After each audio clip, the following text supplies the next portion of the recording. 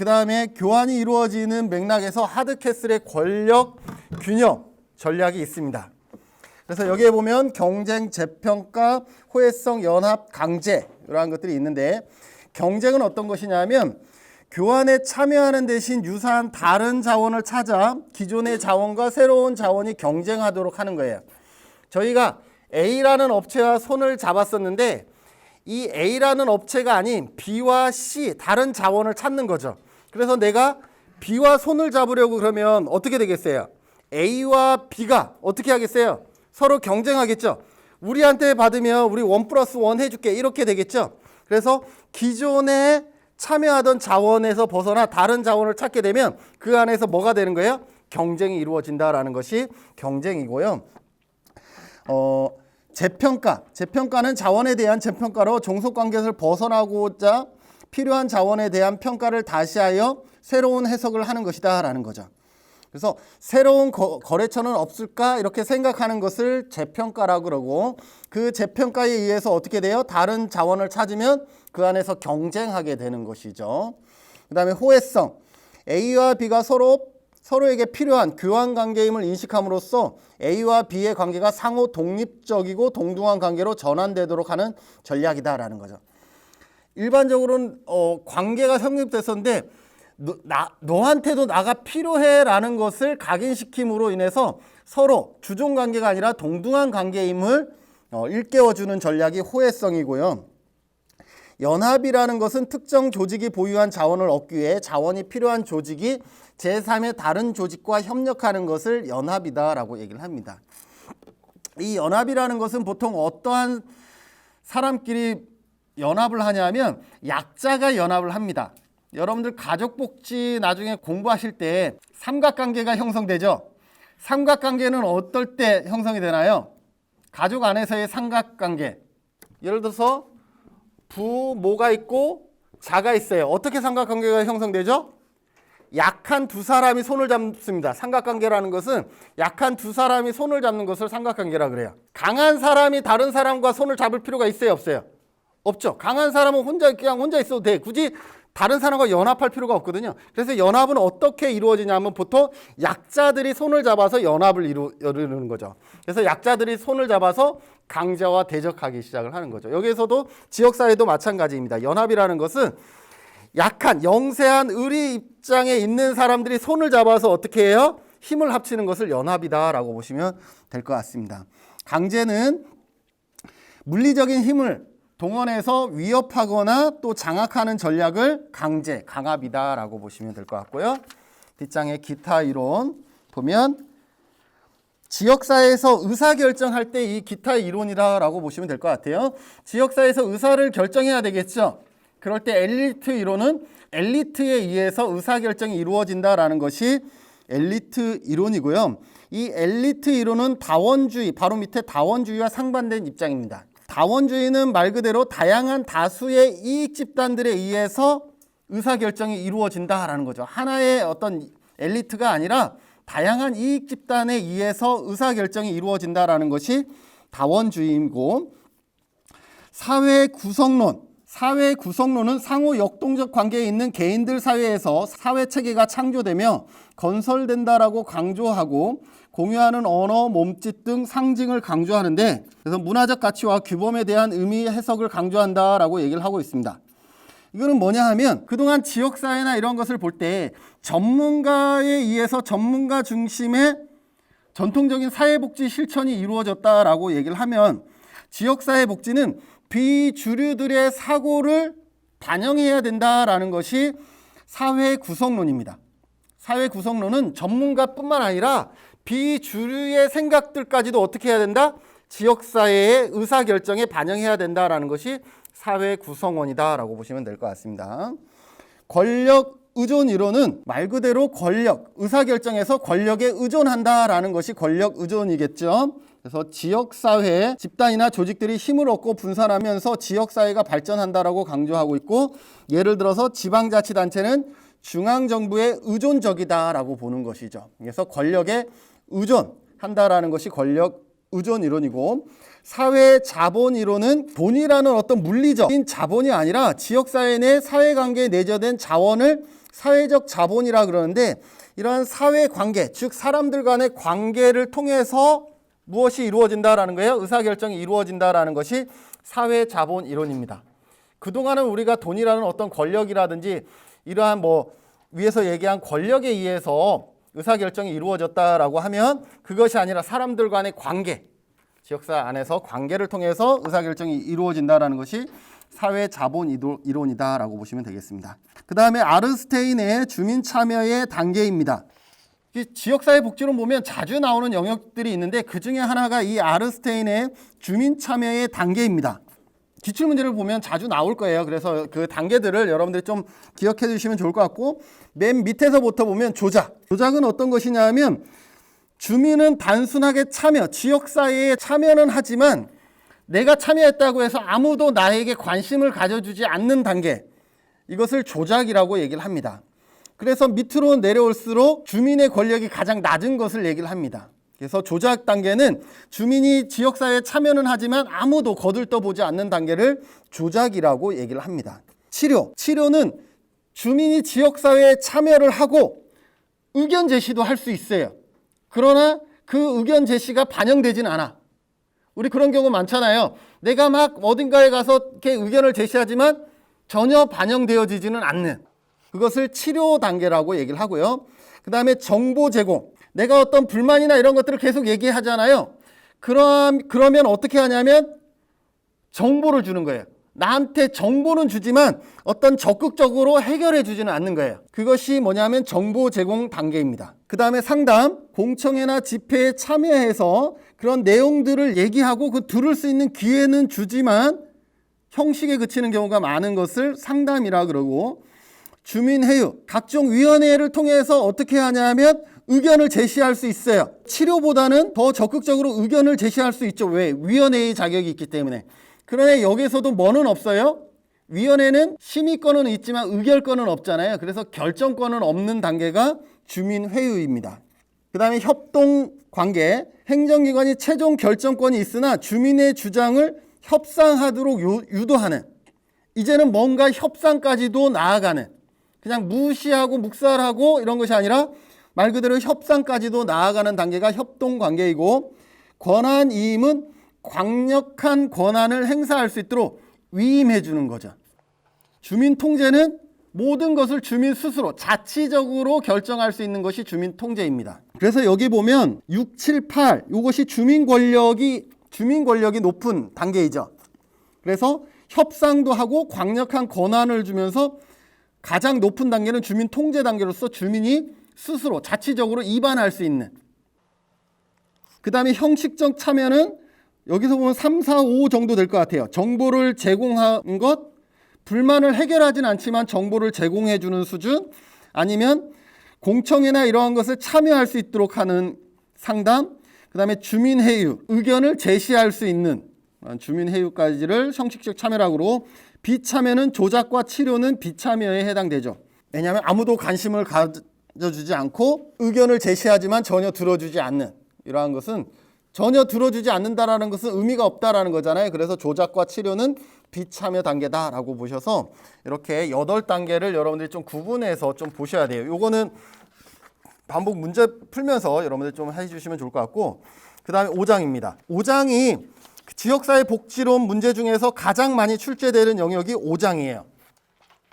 그래서 지역사회 복지의 실천 모델, 지역사회 복지의 실천 모델에서는 크게 3가지로 나눕니다. 과정 중심이냐, 과업 중심이냐, 관계 중심이냐. 과업이라는 것은 어떤 거예요? 과업, 결과를 중시하는 거죠. 목표, 결과, 목표 달성, 이러한 것을 중시하는 것이고, 과정은 뭐예요? 어떻게 할 것이냐에 대해서 중시하는 거죠. 어떻게, 방법에 대해서 좀 더 중시하는 것이고, 관계는 말 그대로 관계를 중시합니다.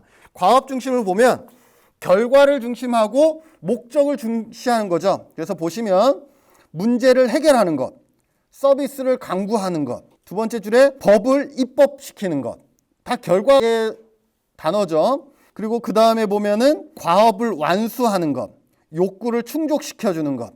이렇게 과업 중심은 결과나 목표 달성에 의미를 부여하는 것이고요.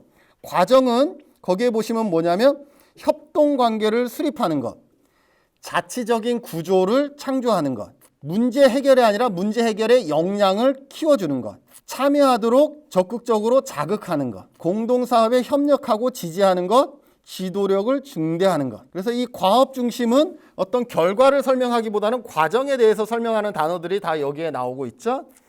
관계 중심은 관계를 잘하려면 의사소통 이게 상당히 중요하잖아요. 그래서 의사결정의 분배 그리고 사회관계의 변화 이러한 단어가 들어가고 있습니다.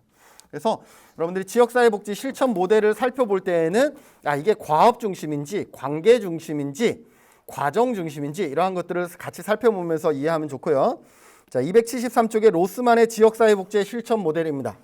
로스만은 아까 우리가 맨 처음에 들어봤죠. 뭐 할 때 로스가 누구였죠? 지역사회의 개념을 지리적 지역사회와 기능적 지역사회로 나눴던 분이 로스였죠. 그분하고는 전혀 다른 로스만의 지역사회복지 실천 모델은 과정 중심과 과업 중심을 강조하는데 이 로스만의 지역사회복지 실천 모델을 중심으로 해서 뒷장에 보면 테일러와 로버츠, 그 다음에 웨일과 캠블 이러한 사람들이 그것을 쪼개는 작업들을 합니다. 그래서 가장 기본이 되는 로스만의 지역사회복지 실천 모델을 보면 지역사회 개발 모델과 사회 계획 모델과 사회 행동 모델 이렇게 세 가지로 나눕니다. 자, 아까 지역사회 개발 모델이라 그랬죠? 지역사회 개발하면은 어떤 단어와 연동하라 그랬죠? 지역사회 개발 그러면 주민이 주도하는 거예요. 그리고 이 역량을 키워주는 거죠. 그래서 여기에 보면 주민이면은 여기서는 지역사회가 되겠죠. 지역사회 개발 모델은 지역사회가 중심이 되는 거예요. 지역사회가 중심이 되는 거죠. 자, 지역사회가 중심이 되려고 그러면 가장 중요한 게 뭐예요? 자조예요, 자조. 스스로. 그래서 자조가 가장 중심이 되고 그 스스로 할 수 있도록 하려고 그러면 뭘 키워줘야 되겠어요? 역량을 키워줘야 되겠죠. 그래서 지역사회 개발 모델은 자조와 지역사회 문제를 해결하는 능력을 향상시킨다. 즉, 역량을 키워주는 것을 의미하고요. 역량을 키워준다라는 것은 결과가 아니고 과정이죠. 역량을 키워주는 거니까. 그래서 과정 중심 모델에 가깝습니다. 역량을 키워주려고 그러면 어떻게 해야 되겠어요? 같이 모여서 토의하고 이래야 되겠죠. 그래서 지역사회 개발은 뭐가 들어가요? 토의를 통해서 이것을 만들어 나갑니다. 여기에서 지역사회 개발 모델에서 클라이언트는 어떤 사람이에요? 잠재력을 지닌 사람이에요. 역량을 키워준다는 것은 뭐예요? 그만큼 성장할 수 있는 잠재력이 있다는 거죠, 지역사회가. 그래서 클라이언트는 잠재력을 지닌 시민이 된다라는 것이죠. 자, 사회 계획. 계획하면 누구를 생각하라 그랬죠? 계획은 한 뭐가 돼요? 전문가. 계획하면 전문가를 생각하셔야 된다라는 거죠. 그래서 사회 계획은 누가 중심이 되냐면 전문가가 중심이 되는 거예요. 지역사회 개발은 지역사회가 중심이 된다 그러면 사회 계획은 전문가가 중심이 됩니다. 전문가는 왜 어떨 때 개입해요? 어떤 문제를 해결하기 위해서 개입하잖아요. 그래서 지역사회의 문제 해결을 강조하고 문제 해결을 강조하기 때문에 과정 중심이에요? 과업 중심이에요? 과업 중심이죠. 그래서 과업 중심이 되는 거죠. 그리고 클라이언트는 서비스의 혜택을 받는 소비자, 이용자의 위치에 서게 됩니다. 끝으로 사회행동 모델은 지역사회와 전문가가 같이 공존하는 것을 얘기를 합니다. 사회행동은 지역사회와 전문가가 같이 중심이 되는 것이죠. 그래서 권력관계의 변화, 자원이동, 제도의 개혁 이러한 것이 필요할 때 우리는 어떻게 하냐면 사회행동을 취하는데 그래서 과업과 과정, 관계 중심을 목표로 하고 있고요. 억압자 축출을 위해서 규합한다라는 거죠. 여기에서 중요한 것은 뭐냐면 사회행동은 보통 어떨 때 되냐면 불이익을 당하고 있는 불리한 위치에 처해 있는 누군가를 대변해 줄 때 뭘 하냐면 사회행동을 취하게 됩니다. 그래서 사회행동은 클라이언트는 어떤 사람이냐면 희생자나 불이익 집단이에요. 그래서 사회행동은 어떨 때 하냐면 누군가의 희생이나 불이익을 당할 때 우리는 어떻게 해요? 지역 주민과 전문가가 같이 손을 잡아서 액션을 취하는 것을 사회행동이다라고 보시면 될 것 같습니다. 자, 이것을 기반으로 해서요. 그래서 여러분들 여기에서 세 가지 기억하시는 거예요. 지역사회 개발은 지역이 중심이 된다라는 것. 그들의 역량을 키워주는 것이 중심이 되고, 사회 계획 모델은 전문가가 중심이 된다라는 것. 사회 행동은 지역사회와 전문가가 같이 중심이 돼서 행동하는 것을 의미한다라고 보시면 될 것 같습니다. 자, 뒷장에 가장 유명한 사람은 지금 얘기한 로스만이고요. 시험에 많이 나오는 사람들은 뒷장에 테일러와 웨일과 캠블이에요. 로스만은 근데 기본이 되기 때문에 무조건 알아야만이 테일러와 로버츠, 웨일과 캠블을 같이 연결시켜서 시험에 나오거든요.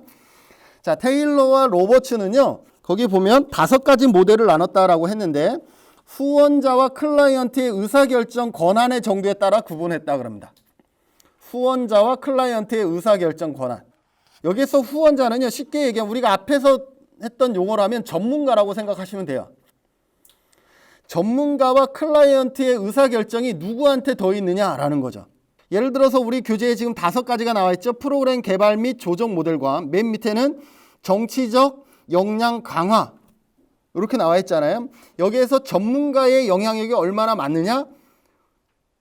클라이언트라 그러면 지역사회니까 주민이 되겠죠. 지역사회의 관여도가 얼마나 높으냐에 따라서 다 나눠진다라는 거죠. 자, 그러면 제일 첫 번째 프로그램 개발 및 조정 모델입니다. 자, 프로그램은 누가 짤까요? 전문가가 짜요. 그리고 프로그램을 짤 때는 비전문가가 관여하지 않고 일반적으로 전문가에 의해서 만들어지는 경우가 있죠. 그래서 맨 위에 전문가가 거의 100%의 영향력을 발휘한다라고 보시면 돼요. 프로그램 개발은. 그래서 프로그램 개발 및 조정 모델은 거의 전문가가 가장 큰 영향력을 끼친다라고 보시면 되고, 계획 모델은 계획도 누가 개입하죠? 전문가가 개입하죠. 근데 여기에서 우리가 배웠던 사회 계획 모델보다는 프로그램 개발 및 조정 모델이 좀 더 전문가의 위치이고, 그 다음에 계획 모델은 그 바로 밑에다라는 거죠. 예를 들어서 계획은 우리가 계획하면 뭐 생각해? 지역사회 보장 계획 생각하면 된다 그랬죠. 지역사회 보장 계획하면 이 계획에 전문가가 짜잖아요. 그죠? 그런데 누구도 여기에 관여하죠? 클라이언트, 주민들도 주민 의견들을 내놓잖아요. 그죠? 그렇기 때문에 100%의 전문가가 아니라 지역 주민들의 의견도 반영되어지고 있다라는 거죠. 그래서 여기 보면 조사 전략 및 기술을 강조한다라고 했고, 그다음에 지역사회 연결 모델. 지역사회 연결 모델은 5개 모델 중에 가운데 있기 때문에 전문가와 클라이언트가 각각 반반 영향을 미친다라고 보시면 되겠죠. 그런데 이 지역사회 연계 모델은 로스만의 모델에 있었어요? 없었어요? 없었죠. 그래서 로스만에서는 여기에 보면 프로그램 개발과 지역사회 연계 모델이 없었어요. 그래서 이 지역사회 연계 모델은 가운데서 누구와 누구를 연결해주고 있어요? 전문가와 클라이언트를 연결해주는 역할을 하고 있습니다. 그래서 지역사회와 클라이언트가 반반 그 역할들을 하고 있는 거죠. 자, 이런 거죠. 지역사회에서 어떠한 사업을 하려고 그러면 클라이언트가 필요할까요? 어떤 때 필요해요? 예를 들어서 이동 서비스를 하려고 그러면 거기에 택시기사분들을 활용한다든지, 어떤 방충망을 교체하려고 그러면 철물점을 하시는 분들과 연계한다든지, 이렇게 해서 전문가가 기획하지만 또 지역사회에서 어떻게 되고 있어요? 같이 참여하고 있죠. 그래서 이 연계 모델에서는 누구의 역할도 있다라는 거예요. 지역사회의 역할도 존재하게 된다라는 것을 의미하고요. 그 다음에 지역사회 개발 모델입니다. 자, 지역사회 개발 모델은 우리가 앞에서 로스만에서 얘기하고 있는 지역사회 개발과 같은 것이죠. 그래서 지역사회 개발은 누구가 중심이 돼요? 지역과 주민이 중심이 된다라는 것이고요. 그 다음에 끝으로 정치적 역량 강화입니다. 정치적 역량 강화는 앞에서 봤던 사회행동과 밀접한 관계가 있다라고 얘기를 하고 있습니다. 그래서 여기에서 누구가 주 영향력을 미치느냐, 이것을 중심으로 여러분들이 좀 살펴봐 주시고 옆에 내용도 같이 보시면 좋을 것 같고요. 그 다음에 웨일과 캠블의 지역사회 복지입니다. 그래서 웨일과 캠블은 지역사회 복지 실천 모델을 8가지로 나누는데, 이 웨일과 캠블은 지역사회를 물리적인 지역사회, 기능적인 지역사회, 자연적인 지역사회 이렇게 나누고 있습니다. 그래서 맨 처음에 보면 근린지역의 지역사회 조직 모델이라고 얘기를 하고 있습니다. 근린지역이라고 하니까 가까운 지역을 얘기하죠. 그래서 근린지역 지역사회 모델은 물리적인 지역사회를 얘기를 하겠죠. 그래서 이웃이라든지 교구라든지 농촌 지역의 이런 가까운 지역, 물리적인 지역사회를 얘기하고 있고, 두 번째 기능적 지역사회, 말 그대로 우리가 봤던 어떤 기능을 중심으로 해서 모이고 있고, 세 번째는 지역사회 사회적 경제적 개발 모델. 그러니까 뭐만 달라지고 있냐면 근린, 물리적인 것을 기준으로 하고 있으면 근린 지역의 지역사회 조직 모델이고, 기능을 중심으로 하고 있으면 기능적 지역사회 조직 모델이고, 사회 경제적인 것을 중심으로 하고 있으면 사회 경제적인 기준에 의한 어떤 개발 모델입니다. 그래서 근린 지역, 기능적, 그 다음에 사회적 경제적 개발 모델은 우리가 앞에서 배웠던 지역사회 개발 모델입니다. 지역사회 개발 모델. 지역사회 개발인데 그 안에서 물리적인 지역사회를 중심으로 하고 있느냐, 기능적인 지역사회를 하고 있느냐, 어떤 사회 경제적인 것을 중심으로 지역사회를 구분하고 있느냐에 따라서 똑같은 지역사회 개발인데 무엇을 중심으로 지역사회를 나누고 있느냐, 이것만 차이가 있고요. 네 번째, 다섯 번째, 사회계획 모델과 프로그램 개발, 지역사회 연계 모델. 사회계획과 프로그램 개발. 아까 테일러와 로버츠에서는 프로그램 개발이 가장 높은 단계의 전문가 역할이었잖아요. 그죠? 그래서 사회계획과 프로그램 개발은 전문가의 역할이 상대적으로 높은 걸 얘기하죠. 그래서 이 사회계획 모델과 프로그램 개발은 사회계획 모델에 속하는 것이죠. 사회계획 모델. 그 다음에 끝에 정치 사회적 행동 모델과 연대, 연합 모델, 사회운동 모델은 사회행동주의에 입각한 것이다 라고 해서 이 세 가지는 로스만에 의해서 어느 유형에 속하는지 이러한 것들을 여러분들이 좀 눈여겨서 좀 살펴봐 주시면 좋을 것 같습니다. 그래서 넘어갈게요. 그 다음에 타 조직과 협력 전략. 이거는 우리가 앞에서 배웠던 로스만이 맨 마지막에 사회행동 모델이었잖아요. 사회행동, 액션을 취하려면 혼자 할 수가 없기 때문에 누군가와 손을 잡고 해야 되잖아요. 그러면 어떠한 방법으로 손을 잡을 것이냐에 대한 얘기입니다. 협조를 할 것이냐, 연합을 할 것이냐, 동맹을 할 것이냐입니다. 협조는 이 시험에 잘 나오거든요. 아무것도 아닌데. 그래서 이것도 별딱지 하시고, 그 협조는 어떤 것이냐라는 거죠. 최소한의 협력만 유지하는 거예요. 타 조직과 최소한의 어떤 협조를 얘기를 하고 일시적으로 협력을 유지하는 거죠. 그래서 특정 이슈에 관해서 유사한 목표를 지닌 조직들이 일시적으로 연결되는 것이고, 그렇기 때문에 협력을 유지하기 위해서 가장 최소한의 노력을 합니다. 반면에 연합은 어떤 것이냐면 우리 예를 들어서 지역아동센터 연합회, 재가장기요양 연합회 이런 것들이 있잖아요. 그것은 위에서 얘기한 협조보다는 조금 더 어떻게 돼요? 조금 더 조직적인 협력을 만들어내는 것이죠. 그럼에도 불구하고 어떻게 되냐면 모든 행동에 다 참여할 필요는 없다라는 거죠. 이 지역아동센터 연합회는 A라는 지역아동센터의 고유한 색깔도 가지면서 어떻게 하고 있어요? 연합회도 같이 하고 있는 거죠. 근데 무조건 연합회 활동에 우리 지역아동센터가 무조건 다 따라야 되나요? 그러진 않아도 되는 거예요. 그래서 협조보다는 조금 더 끈끈한 어떤 협력 관계를 가지지만 동일시 되지는 않는다라는 거예요. 고유한 색깔을 가지고 고유한 운영을 같이 겸할 수가 있다라는 거죠. 그런데 동맹은 다릅니다. 동맹은 가장 고도의 조직적인 협력 관계를 얘기를 합니다. 다른 말로 얘기하면 무조건 결정되면 따라야 되는 그러한 구조를 얘기를 합니다. 그래서 가장 고도의 조직적인 협력 관계를 얘기를 한다라고 보시면 될 것 같습니다. 자, 그러면 우리 사회복지 현장에서는 협조를 하는 편이 많을까요? 연합이 많을까요? 동맹이 많을까요? 연합이 많죠. 아까도 말했듯이 지역사회보장 재가장기요양기관 연합회, 지역아동센터 연합회.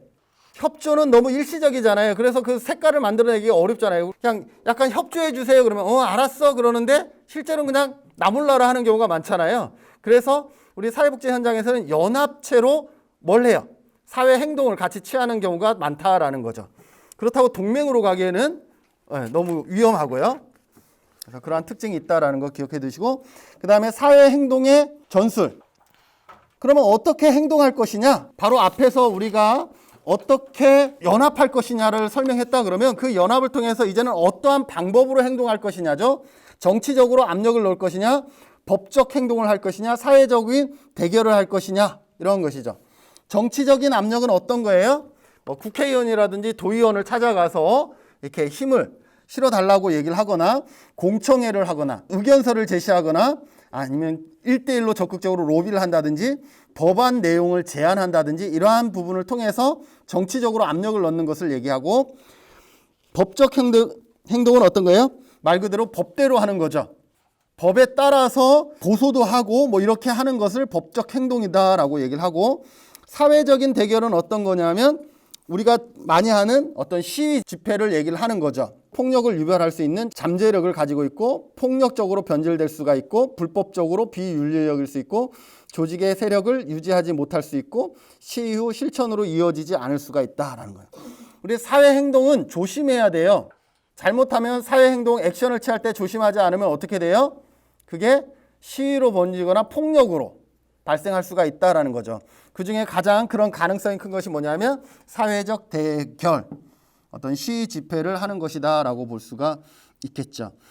그리고 프로이트의 협상 보면, 자, 프로이트는 이 협상에서 뭔가 결정이 돼야 행동을 멈출 거 아니에요. 그럴 때 어떻게? 협상의 시한을 들 것, 언제까지, 그리고 요구하는 입장을 분명히 뭘 우리가 원하는지를 분명하게 밝히고 언제 어떻게 양보해야 될지를 배울 것, 그리고 상대방의 제안에는 신중히 대안할 것, 협상이 계속 진행되도록, 협상이 우리 법대로 하겠어 하면 끝나버리는 거잖아요. 그래서 협상이 계속 진행될 수 있도록 하고 중재자 개입 여부를 고려한다라는 거죠. 여기서 시험이 어떻게 나왔었냐면 프로이트의 협상 요령에 반드시 중재자를 두어야 한다 이렇게 돼 있었어요. O일까요? X일까요? X. 중재자를 둘 수도 있다라는 그런 어떤 가능성을 열어놓은 것이지 반드시 중재자를 둘 필요는 없다라는 것이고요. 자, 6장으로 넘어갑니다. 지역사회 문제의 규명. 280쪽으로 바로 넘어갈게요. 지역사회 복지의 실천 과정이 시험 문제에 매해 한 문제씩 꼭 나옵니다. 25문제 중에 한 문제 꼭 나온다라는 것은 그냥 다른 거 안 하더라도 이거 하나만 해도 예를 들어서 한 문제는 맞히는 거예요. 지역사회 복지의 실천 과정.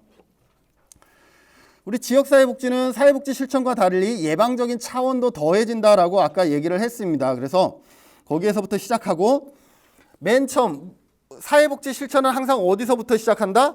문제의 발견과 분석에서부터 시작이 됩니다. 왜? 예방적인 차원이 들어가기 때문에 문제가 있어서 시작하는 것이 아니라 문제를 발견하고 분석하는 거죠. 이건 무슨 말이냐면 문제를 먼저 확인해야 되는 거예요. 이게 문제인지 아닌지 먼저 확인하는 거죠. 아니면 이게 문제가 맞다라고 규명하는 거예요. 다 같은 말이에요. 문제의 발견, 문제의 확인, 문제의 규명. 여기서부터 시작하는 거죠. 그래서 문제의 발견과 문제의 분석은 지역사회 문제를 해결하는 첫 단계다라는 거죠. 자, 문제를 확인하고 규명하려고 그러면 우리가 배웠던 뭐가 필요해요? 비판적 사고가 필요하다라는 거죠. 그래서 비판적 사고를 통해서 문제가 무엇인지를 확인하고 규명하는 것을 얘기를 하고요. 자, 그렇게 문제가 확인되고 규명되면 그 다음 뭘 해야 돼요? 지역사회 사정을 해야 됩니다. 사정. 사정이라 그러면 어떤 걸 얘기하죠? 욕구와 자원을 파악하는 것을 사정이라 그럽니다.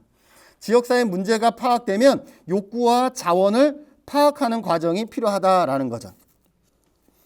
자, 욕구와 자원을 파악하면 그 다음 하는 것이 뭐예요? 실천 계획을 수립하고 자원을 동원하는 것이죠. 실천 계획을 수립하는 것은 뭐예요?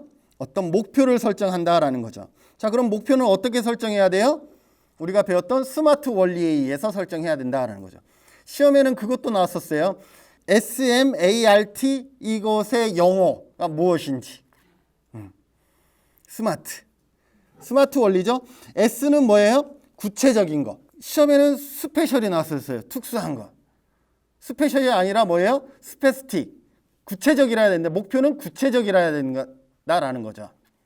스페셜한 것이 아니라 구체적이라야 된다라는 것이고, M은 measure, 측정 가능해야 된다라는 것이고, A는 액션 오리엔트라 그래서 행동 지향적이라야 된다라는 거죠. 행동을 지향해야 된다라는 것이고, R은 리얼리스틱이라 그래서 현실적이라 해야 된다라는 거고, T는 타임, 시간 제한적이라 해야 된다라는, 언제까지 이것을 달성할 것인지를 구체적으로 밝혀야 된다라는 것이죠. 그래서 스마트 원리는 구체적이면서 측정 가능하고 행동 가능하면서 목표 지향적이면서 그 다음에 시간이 설정이 돼 있어야 된다라는 것이 스마트 원리였습니다. 그래서 여러분들이 목표 달성은 그러한 기준들이 있어야 된다라는 것을 기억하면 되고, 그 다음에 실천 있죠. 실천은 그 목표 달성을 위해서 과정 중심적인 활동을 할 것이냐, 과업 중심의 활동을 할 것이냐라는 거죠. 과정 중심은 말 그대로 과정을 잘 진행할 수 있도록 옆에서 조력해 주는 것, 그러한 것들을 얘기하고, 과업 중심은 문제를 해결할 수 있도록 문제에 접근하는 것을 과업 중심이다라고 얘기를 하고, 끝으로는 평가를 하게 돼요. 평가는 형성평가와 총괄평가가 있다라는 거죠. 형성평가는 다른 말로 과정평가라고 하는데 동의어로 쓰이기도 하고 약간 다른 의미로도 쓰이는데, 우리는 그냥 과정평가 이퀄 형성평가라고 생각해도 큰 어려움은 없을 것 같고, 형성평가는 뭐다? 모니터링, 피드백을 위해서 말 그대로 과정 사이에, 진행 사이에 점검하는 것이죠. 우리가 평가를 한다라는 것은 우리가 처음에 이렇게 해서 여기 목표를 설정해서 이렇게 쭉 가는데 실제로 진행하다 보니까 약간 틀어졌어요. 그러면 이 시점에서 뭘 하는 거예요? 과정 평가를 하는 거죠. 그래서 뭘 보는 거예요? 우리가 목표로 지금 가고 있지 않죠. 그래서 진행하던 방향을 약간 틀어서 목표 쪽으로 향할 수 있도록 하는 것이 뭐예요? 과정평가, 형성평가다라는 거죠. 그래서 모니터링을 통해서 다시 목표로 향하게 하는 것이다. 총괄평가는 언제예요? 프로그램이 다 끝났을 때 목표가 어느 정도 달성했는지, 최종 목표가 달성했는지를 보는 것이 총괄평가다라고 보시면 되겠습니다. 그러면 아까 우리가 지역사회복지 실천 과정에서 문제가 발견되면 그 다음 하는 것이 뭐였어요? 지역사회를 사정하는 것이었잖아요. 지역사회 사정. 그럼 281쪽에 지역사회 사정의 유형이 나옵니다. 포괄적으로 사정을 할 때 어떻게 사정할 것이냐? 지역사회를 전체적으로, 지역사회가 가지고 있는 전체적인 것을 말 그대로 포괄적으로. 포괄이라는 단어가 들어가면 항상 누구 중심이에요? 클라이언트 중심이죠. 근데 지역사회 복지에서 클라이언트는 누구예요? 말 그대로 지역사회잖아요. 그러니까 지역사회 문제 전체를 다 아우를 것이냐? 포괄적인 사정이고, 그건 너무 범위가 크니까 그 중에서 핵심되는 문제를 중심으로 사정한다 그러면 문제 중심 사정이 될 것이고, 그 사정을 함에 있어서 무엇을 중심으로? 체계와 체계의 관계를 중심으로 사정을 하면 체계, 하위 체계 사정이다라는 것이죠. 하위 체계 사정은 이거죠. 만약에 우리 지역에 체계 사정을 한다 그러면 우리 지역의 복지, 우리 지역의 어떤 의료 문제, 우리 지역의 교육 문제, 이렇게 그 체계들을 설정해서 그 체계들을 사정하는 거죠. 그 다음에 자원 사정은 우리 지역사회에 있는 인적 자원과 물적 자원은 무엇이 있는지 이런 것들을 사정하는 것이고, 협력적 사정은 누가 참여할 것이냐, 이 사정에서 누가 어떻게 참여할 것이냐를 결정하는 것을 협력적 사정이다 라고 보시면 되겠습니다. 자, 그 다음에 욕구 사정 방법. 이 욕구 사정 방법은 조사론에도 나오죠. 행정론에서도 나오고. 자, 욕구 사정 방법이요, 최근에 시험에 계속 나왔어요. 이것도 마찬가지로 한 문제씩 꼭 나왔어요. 자, 한번 들어봅시다. 자, 공식, 비공식적 인터뷰. 인터뷰는 다른 말로 면담. 우리가 지역사회에 어떤 욕구가 있는지를 확인하기 위해서 어떻게 한다? 공식적 또는 비공식적으로 어떻게 한다? 면담을 한다라는 거죠. 공식적 면담과 비공식적 인터뷰는 어떤 차이예요? 공식적 인터뷰는 말 그대로 우리가 언제 만나서 어떤 문제를 물어볼 것인지를 사전에 계획하고 인터뷰를 하는 거죠. 비공식적인 인터뷰는 어때요? 계획을 먼저 세우지 않고 무계획적으로 상호작용을 통해서 욕구를 파악하는 것이 비공식 인터뷰입니다. 그래서 내가 여러분들을 언제 몇 시에 만나서 우리 어떤 문제에 대해서 얘기할게요 라고 해서 만나는 것은 공식적인 인터뷰고, 그냥 우리가 지역사회에서 살아가면서 툭 지나가면서 얘기하고 물어보고 그것을 정보로 취합하는 것을 비공식 인터뷰라고 보시면 될 것 같습니다. 그 다음에 민속학적 방법. 민속학적 방법은 어떤 것이냐면, 자, 그렇게 물어봤는데 이 물어본 걸로는 속 시원하게 뭔가 찾을 수가 없어. 그러면 어떻게 해야 되겠어요? 직접 가봐야 되겠죠. 그 지역에 직접 가보고, 가보는 것보다 더 좋은 건 어떻게 해요? 같이 생활해 보면 직접 느끼겠죠. 어떤 문제가 있는지. 예를 들어서 요즘 뭐 저기 한림 지역에 페이스북 친구가 있는데 나이는 나보다 많은데 항상 뭐에 대해서 쓰냐 하면 그 지역의 악취에 대해서 항상 페이스북에 매일 글을 올려요. 그러면 뭔가 느끼죠.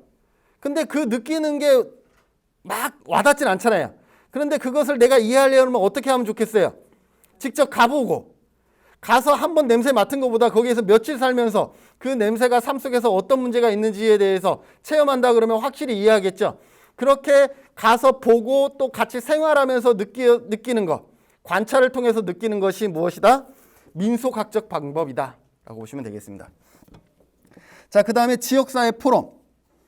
지역사회 포럼과 패널 차이는 뭐예요? 여러분들 포럼 하면 어떤 거예요? 그거 왜 해요? 그 사람들한테 다 일일이 들어보고 싶다라는 거잖아요. 그래서 참여자들의 의견을 다 듣고 싶다라는 거잖아요. 그래서 이 지역사회 포럼은 여러 사람이 각자가 그 사람들의 의견을 어떻게 해요? 발언권을 주고 그것을 듣겠다라는 거죠. 패널은 좀 다르죠. 패널은 쉽게 얘기하면 서로 다른 의견을 가진 두 집단이 서로 어떻게 되는 거예요? 그 의견을, 자기 의견을 주장하고 이런 거죠. 답변하고. 그래서 지역사회 포럼은 지역사회를 대표하는 사람들에게 지역 문제에 대한 의견이나 피드백을 요청하는 구조화된 방식이다라고 보면 되고, 자, 공청회. 공청회는 어때요? 공청. 공개적으로 어떻게 하는 거예요? 청. 듣는 것을 공청회라고 얘기를 합니다. 근데 지역사회 포럼과 공청회는 좀 다른 게 공청회는 비구조화되고 통제하기 어렵다라는 거예요. 그래서 소수 개인이나 집단이 주도할 우려가 있다라는 겁니다. 주요 정보 제공자 조사, 주요 정보, 마을의 주요 정보를 갖고 있는 사람들은 누굴까요? 이장이라든지 부녀회 회장이라든지 뭐 청년부 회장 이러한 분들이겠죠. 아니면 가장 오래 사셨던 분들이라든지 그러한 분들을 통해서 정보를 얻는 것이 주요 정보 제공자고요. 초점 집단 기법. 여기서 초점 집단 기법과 명목 집단 기법이 비슷한데 다른 것은 뭐냐면 똑같이 사람을 모아놓고 12명에서 15명 둘 다 명목 집단도 이 정도 수준의 사람을 모아놓고 하는 거예요. 근데 초점 집단은 어떤 거냐면 모여진 초점, 포커스가 잡혀진 여러분들 사이에서 뭐까지 이루어지냐면 상호작용이 이루어져요. 어떤 사람이 의견을 제시하면 다른 사람이 그것에 대해서 의견을 제시하고 토론까지 가능해요. 그래서 이 안에서 어떤 상호작용을 통해서 결론이 나오는 그것을 초점 집단 기법이라 그래요. 근데 명목 집단 기법은 집단이 만들어졌어요. 12명에서 15명의 집단이 만들어졌어요. 그런데 이 집단은 아까 초점 집단과 같이 그 안에서 상호작용을 하는 집단이 아니라 집단이긴 집단이지만 다 혼자예요. 뿔뿔이에요. 그럼 어떻게 되냐? 쉽게 얘기하면 이런 거예요. 여러분들이 각각 A라는 주제에 대해서 의견을 종이에다가 다 적어서 저한테 내는 거예요. 그러면 의견들이 들어왔죠? 그것을 투표로 붙이는 거예요. 그래서 결정하는 거예요. 그 안에는 뭐가 없어요? 상호작용이 없어요. A라는 사람이 이런 의견을 제시한 것에 대해서 B가 왜 그랬는지 이러한 토론의 과정이 없다라는 거예요. 대신 좋은 거는 뭐예요? 동일하게 발언권이 있는 거죠. 모든 사람이. 다 종이에 자기 의견을 적어서 제시할 수 있기 때문에. 그래서 명목 집단은 명목상 집단이 사실상은 뭐예요? 그냥 각계전투죠. 개인인 거죠. 델파이 기법. 델파이 기법은 어떤 거예요? 델파이 하면 전문가를 생각하시는 게 좋을 것 같고요. 전문가에게 뭘 물어보냐면 보통 알려지지 않은 어떤 정보에 대해서 알고 싶을 때 델파이 기법을 합니다. 보통 우리가 다양한 정보, 이미 노출되어 있는 정보는 어떻게 하면 되겠어요? 검색을 통해서 우리가 찾아보면 되잖아요. 새로운 문제라든지 새로운 어떠한 현상이 발생했을 때는 우리가 정보 검색을 통해서 찾기가 어려워요. 그런 경우는 어떻게 하냐면 전문가의 의견들을 통해서 결론을 내죠. 그래서 예를 들어서 이거죠. 제가 어떤 A라는 주제에 대해서 궁금한 것을 해결하기 위해서는 전문가에게 각각 개방형 질문을 합니다. 우리 지역사회의 가장 큰 문제는 무엇이라고 생각하십니까? 예를 들어서 개방형 질문을 다 던지는 거죠. 그러면 사람들이 그 전문가의 입장에서 답변이 오겠죠. 답변이 오면 저는 그것을 다시 분석을 합니다. 그것을 정리한 다음에 다시 전문가에게 다시 보냅니다. 처음에는 그냥 개방형 질문으로 보냈지만 나중에는 그 사람들이 피드백한 답을 정리해서 보내줍니다. 그러면 그 전문가들이 누구의 의견을 볼 수가 있냐면 다른 사람들의 의견도 볼 수가 있어요. 그런 다음에 다시 그 의견까지도 참고해서 또 본인의 의견을 다시 제시합니다. 그래서 이 과정을 2번, 3번 계속 반복하는 거죠. 언제까지 반복할까요? 의견이 수렴될 때까지.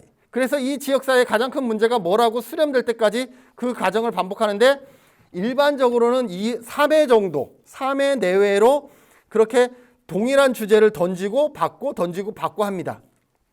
그것이 뭐다? 델파이 기법이다라는 거죠. 근데 이 델파이 기법은 시간과 비용이 많이 들어갑니다. 전문가를 섭외해야 되고 전문가들이 또 바로바로 피드백 잘 안 해주잖아요. 바쁘기 때문에. 그래서 그러한 단점이 있다라는 거. 그리고 가장 많이 사용되는 방법이 뭐예요? 서베이 방법이죠. 서베이 방법은 어떤 걸 얘기해요? 설문조사를 실시하는 방법을 얘기를 합니다. 그래서 우편이나 이메일, 면접조사와 같은 설문조사를 실시하는 것을 얘기하고 사회지표 분석은 우리가 설문지를 조사하지 않더라도 이미 굵직굵직한 어떤 질문들은 통계청에서 다 데이터가 취합되어 있죠. 그래서 이런 통계청이라든지 다양한 기관에서 이미 만들어 놓은 데이터를 우리가 활용하는 것을 사회지표 분석 또는 2차 자료 활용이다라고 얘기를 합니다. 제7장 사회복지 실천가의 역할과 실천 기술. 여기에서 7장을 여러분들이 넘겨보시면 어떻게 구분됐냐 하면 로스만의 3가지 모델. 어떤 모델이 있었죠? 지역사회 개발, 사회 계획, 사회 행동. 이 3가지가 있었죠. 어떤 공부하니까 이 3가지는 기억나죠? 그 3가지 영역에서 지역사회 전문가는 어떤 역할을 해야 되느냐? 그것을 얘기를 하는 거예요. 자, 그래서 첫 번째 장 지역사회 개발 모델에서 실천가의 역할입니다. 어떤 역할을 해요? 지역사회 개발은 뭐였어요? 개발은 뭐였죠? 주민과 지역사회의 중심이고 이들에게 뭘 해주는 거예요? 역량을 강화시켜주는 역할이죠. 그러려면 실천가는 어떤 역할을 해줘야 되죠? 제일 중요한 거는 뭐예요? 조력자의 역할. 조력은 어떤 거예요? 지지해 주는 거죠. 조력자는 불만의 집약, 조직화의 격려, 지지해 주는 거죠. 좋은 인간관계의 조성이라든지 공동의 목표를 강조하는 것을 조력자의 역할이라 그러고 안내자는 어떤 대안을 제시하는 거죠. 대안을 제시하지만 그 대안을 뭐 하진 않아요? 주장하지는 않습니다. 그걸 누가 찾을 수 있도록 해줘야 되는 거예요? 지역사회가 찾을 수 있도록 해야 되는 거죠. 그게 지역사회 개발 모델의 핵심이니까. 그래서 문제 해결 과정에서 주도적인 능력을 발휘하고 지역사회 사회에 대한 수용 그리고 지역사회와의 동일시 이러한 것이 안내자입니다. 자, 지역사회 문제 해결 과정에서 주도적인 능력을 발휘한다라는 것은 그 대안들을 적극적으로 찾아 나가는 것을 얘기를 하고 지역사회 상황에 대한 수용이라는 것은 지역사회 상황을 잘 이해해서 어떤 방향성을 제시해 주는 것을 얘기하고 지역사회와의 동일시는 뭐냐면